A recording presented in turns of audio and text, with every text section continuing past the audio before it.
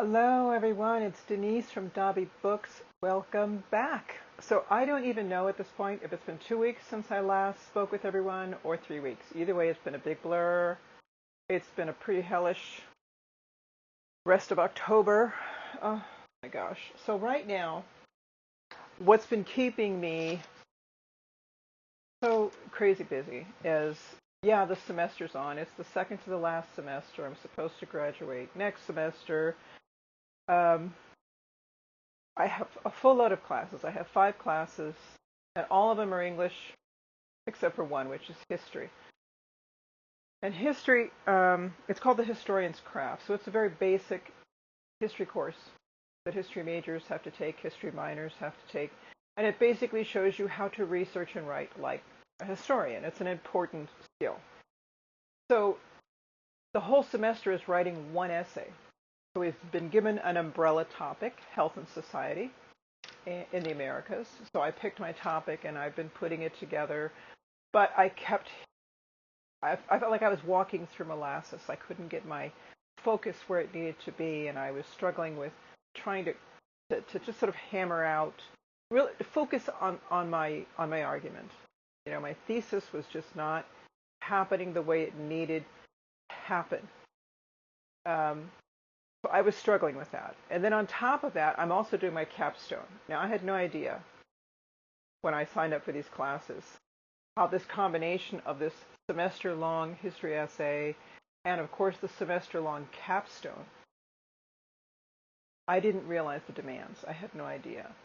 And I was doing even worse with that class. I finally had come to a point, I don't know if it was last week or the week before, where I messaged my professor and told her maybe I should just drop the class. This isn't happening. I'm not getting anywhere. I was just at the bottom of the barrel there. I was just so down.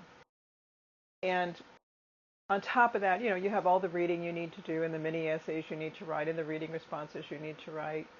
I felt like I was barely holding on. But that capstone was really hanging over my head. That history was really hanging over my head. And I was trying to figure out why. Why is it so hard this semester? Not this last semester because I had to stay home with Mom, but in the fall of last year, I had a full load of classes and I was looking after Mom. And I was able to pull it off. So I was asking myself, why is it so hard this semester? Why am I struggling so much?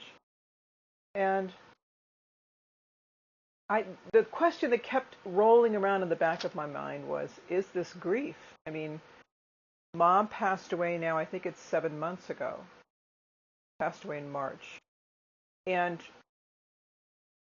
some of you may know, I lost my only daughter in December of 2014. This December will be 10 years, and I'm dreading the anniversary date. So I thought, so when my mother passed away, it was not the devastation I felt when I lost my daughter. The degree of grief I went through with losing my daughter was nothing compares with. Dad passed away a year ago, a little over a year ago. I was okay. Mom passed away. I had moments of sadness, but I've really done, if I compare how badly I did when my daughter died, I really did very well. But I kind of thought, grief is grief can be a mysterious thing. You think you're okay and you're not really okay. Grief is manifesting in other ways. I know it could manifest physically, but it could also affect other areas of your life. So I began to wonder, is this grief? Is this, this related to Mom? And I couldn't. And then I thought, oh, the anniversary's coming up from when Sarah died. And when the holidays approach, I have learned in these 10 years since losing my daughter and learning how to deal with grief that you have a new normal, right? Life is never going to be like it was.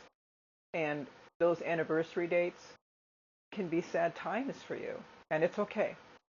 Let yourself be sad. It's okay. That's your new normal. Coping skills are important. So I know that when October rolls around, I start to feel that sadness and it builds up until December hits, and then I don't want to exist until after New Year's. I accept that. So I just kind of wondered if it wasn't hitting me harder this year because it's going to be her 10-year anniversary. It was just awful. And I was telling myself, I'll be okay. I've got to push through this, just get through this semester, deal with, the emotions you have to deal with during the holidays. The semester will be over before Christmas. I'm going to be okay. I can do this. So I kept doing that. But it seems like every day that went by, it seems I had less and less ability to keep my head above water. So that's the feeling I had, plus dealing with the discouragement of not really being able to get my focus down to even do an outline on my essays, and it's October. And then what really threw a wrench in the machinery is around the 20th. I'd say around the 20th of October. My husband and I had this stupid argument over, get this, cat food. Cat food. Normally, I'd be probably like annoyed, because I disagreed with him, and whatever, and he with me, and blah, blah, blah. But that one argument sent me spiraling downwards. And I knew it. I couldn't stop it. I just wanted to lie down and not think or feel anything. Then I knew I hit depression. I really started to wonder, am I even going to make it through the semester at all? So yeah, I've had a wonderful October. And wouldn't you know it, that weekend after the argument was was our anniversary weekend, and it was also my birthday weekend. And I just didn't want to be there at all. But I don't know how I did it. But the day that we had to go on that train and we were going to make our trip to San Diego for our anniversary, I was out of my slump. I'm telling you. I was out of my slump. I enjoyed my anniversary weekend. We went to Old Town San Diego. We stayed in the Cosmopolitan, which is a haunted hotel. We stayed in the most haunted room in the hotel. Nothing happened, but it was cool. And we had a good time. And for my birthday, he got me the coolest birthday card. Let me show this to you. It's a Harry Potter birthday card. How did he know that I liked Harry Potter? And of course, this is Gryffindor. These are Gryffindor colors. I'm not a Gryffindor. I'm actually a Ravenclaw. But I love, love, love this card. This is perfect. He really did a lot this weekend. Maybe he was feeling a little guilty because of the disagreement we had and how I just seemed to be out of it. I don't know. Poor thing. But yeah, that's what's up. That's how my October ended. It ended on a good note. I spoke with my professor for my capstone, and she has helped me get over that speed bump. So I'm doing better in that. And my history one, finally I was able to meet with my professor. That's another story. And she is excellent at this sort of thing with outlining and what have you. She was really able to just spell it out for me so my brain didn't have to think too much. I looked at my model there and I was, okay, this is what I need, this is what I need. It just helped me so much. Amazing. So I'm doing better. Now that I've blabbed long enough, let me tell you, I have books that I'm reading and books that I ended up getting. So when we were in San Diego for our anniversary weekend, I can't believe it. I wanted to go see a cool bookstore, that they had in San Diego. And we ended up heading in that direction, and wouldn't you know it, they were having a book fair outside. I couldn't believe my luck. And I'm trying to find the bookmark of where I went to. There it is. No. Yes. We went to a bookstore called Verbatim Books, and they have the coolest building. The outside is filled with murals. I mean, just from one end to the other. You walk inside, it's just so unique. I would highly recommend, if you're ever in the San Diego area, to go to Verbatim Books. And this is one of the stickers that I ended up purchasing there. It's Edgar Allan Poe. Isn't that a great sticker? That was cool. So that's one of the books that I got there. One of the stickers I got there. And this is another one. I love this sticker. I'm trying to figure out which is the right, which one. This one. It's a heart, people. Heart. Made of books. Is that perfect or what? These are the coolest stickers. Yeah, I collect stickers too. And this one, I couldn't resist. This was just a cool sticker, period. No matter where you get it. That was an awesome. Look at those colors. Aren't they fantastic? That's a great sticker. And then the outdoor books fair that was going on was representing all these different bookstores that I found when I was trying to look for bookstores in San Diego. It's like, oh my gosh, there's Catapult Books, there's this book, there's that book.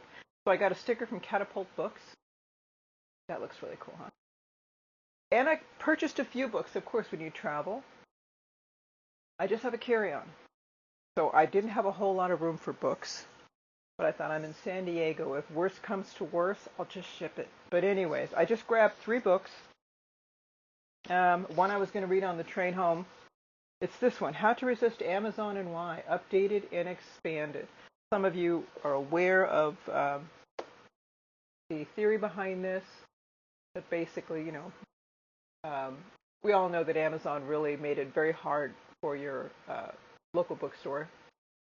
And this is just a bookstore owner named Danny Kane wrote this book, and just talking about how we really need to support our local bookstores more. And we think Amazon, whom I've nicknamed the Beast, I think the Beast has gotten big enough, and it's time that we veer our attention to local booksellers and local retailers in general.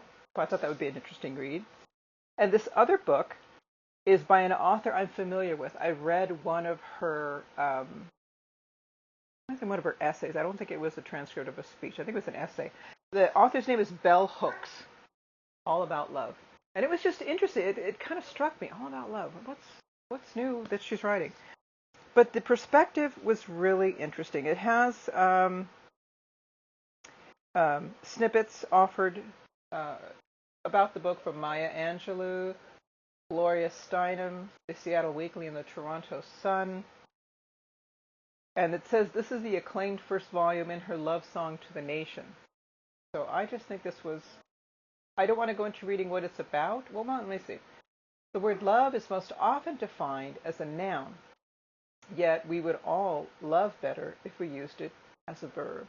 And then she goes on from there. And because I liked what she had written in the essay last year, I thought, I want to see where she's coming from on this one. So, All About Love by Bell Hooks. And the last one that I got, this was a gold mine for me. Best bookstores in California and the West. It's going to save me a lot of time. And I definitely plan to put little stickers on each one of these bookstores that I managed to visit.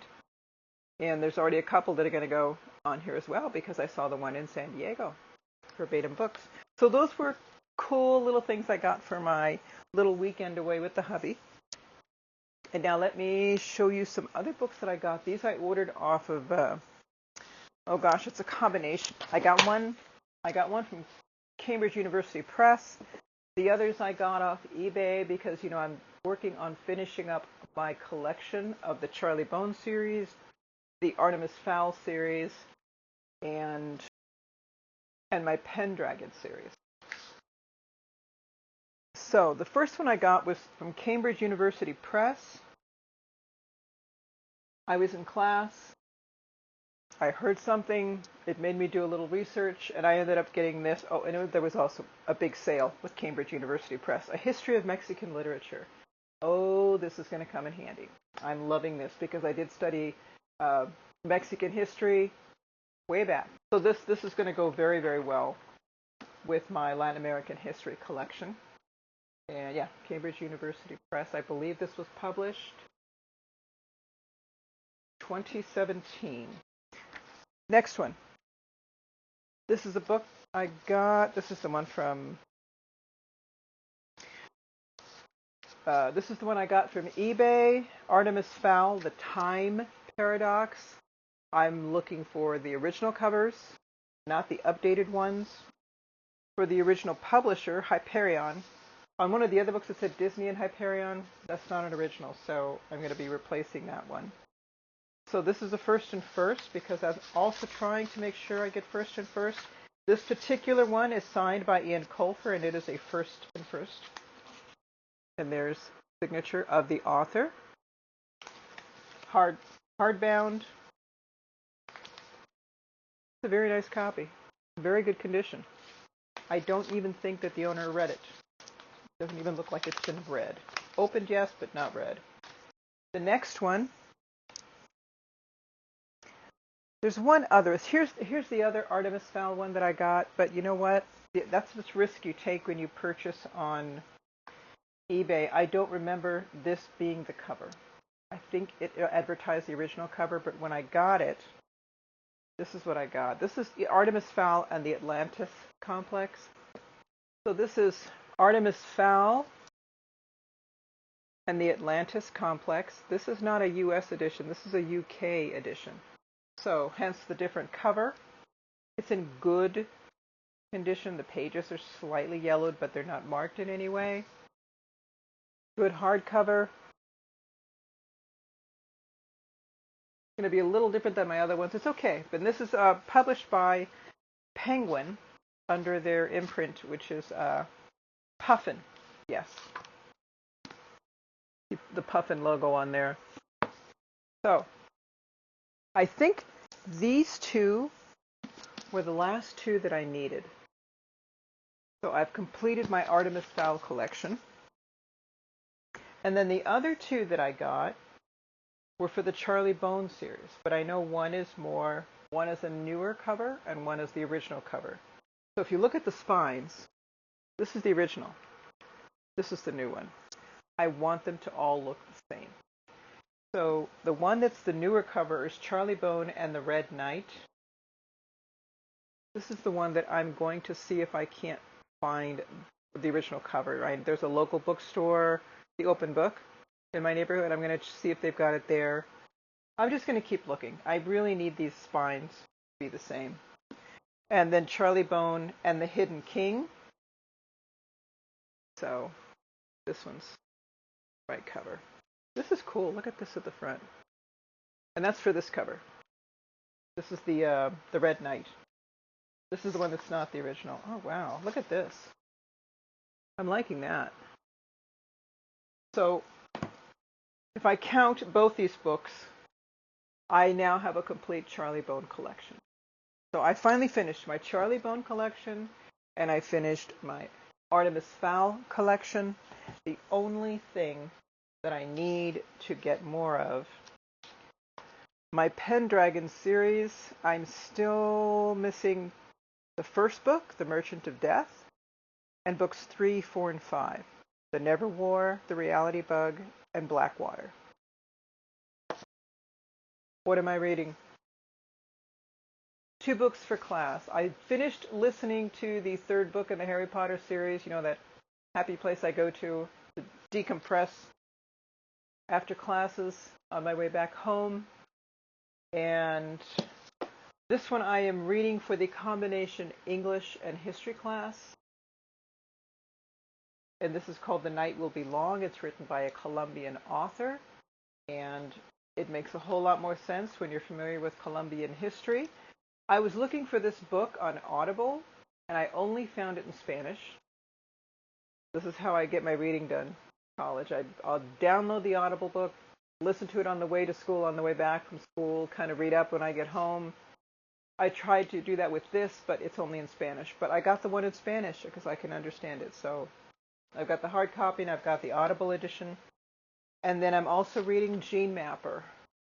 And this is literature and translation. This is written by Taiyo Fujii. Talks about, how we genetically modified crops and everything. Brings up some interesting issues. I'm almost done with Gene Mapper. I've only just started The Night Will Be Long, and I have to finish it by next week. I'm just going to be busy. And I think that's it, everyone. Oh, you know when I did the tag that Just Book Girl TV tagged me in? I have to apologize, everybody. I did the tag, and I mentioned that it was Just Book Girl TV who had tagged me, and also the original, the original person who developed the tag. I remember mentioning her as well, and then I completely forgot to tag anybody else at the end, and it didn't even occur to me until days later. and I hadn't even watched the video again. I just, you know how something hits you later on when it's too late? So let me apologize for that. I didn't mean to exclude anyone. I just was running on ditzy mode and it just fell out of my brain. So that's it, everyone. I'm just so happy I've been able to speak with you all again. I've been watching all of you throughout the week, keeping up with all of you and what you're reading and what you're sharing. And I always love to hear from every one of you. So thanks for hanging out with me, everyone. And hopefully I'll see you next week. Bye-bye.